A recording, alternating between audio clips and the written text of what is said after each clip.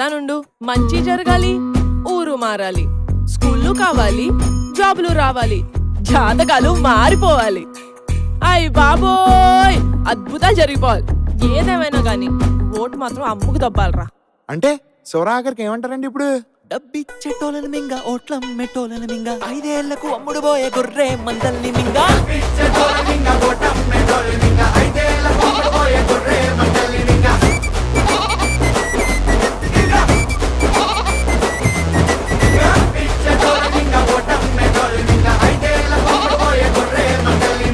నాన్న మింగడం అంటే ఏంటి నాన్న?